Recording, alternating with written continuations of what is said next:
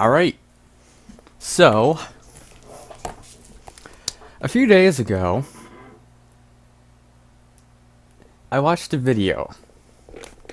Somebody that I knew uploaded a video, and it was like 3 Minecraft tricks you must know.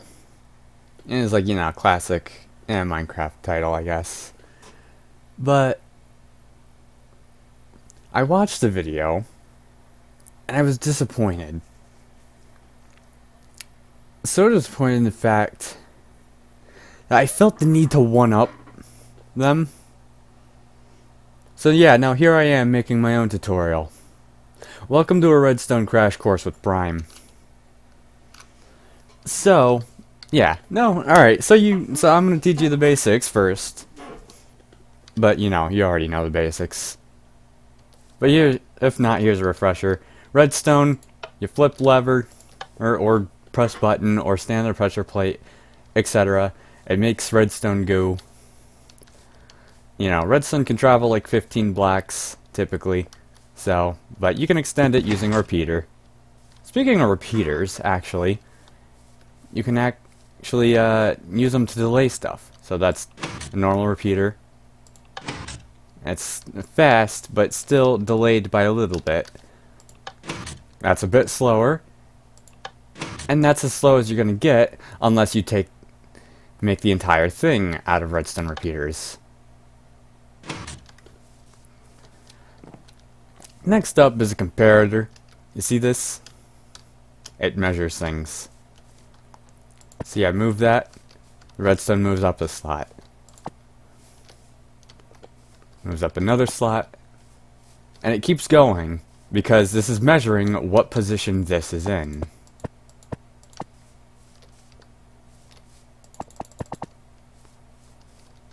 That's how the comparators measure stuff. That's what comparators do, right? Now an observer, well, you see, an observer is like that floating sand you see in a desert cave, I mean, it's beautiful and majestic until you punch it. And then all the sand comes falling down. So a similar kind of premise to that is, well, it only sends a redstone signal when something updates or changes.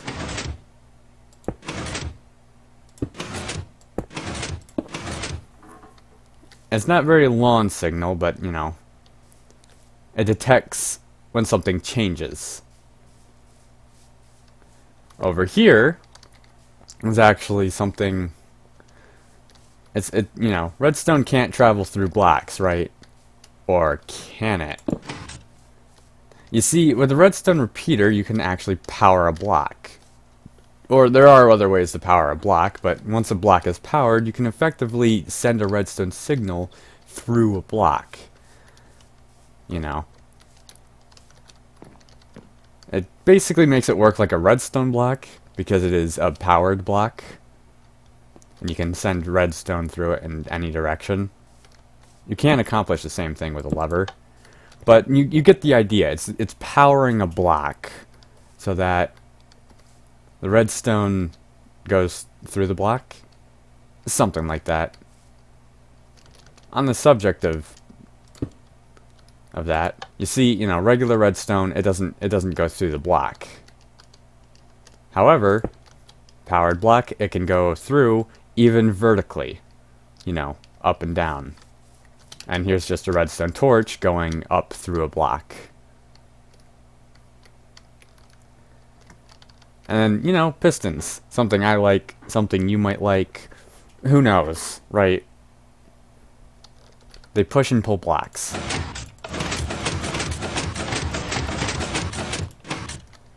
They can push and pull most things. Well, the sticky pistons can pull, regular ones just push.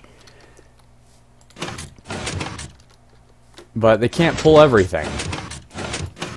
See how this piston is extended, it can't be pulled. However, I retract it back into a 1 block state. It can be pulled. What do you know? And just a more elaborate piston contraption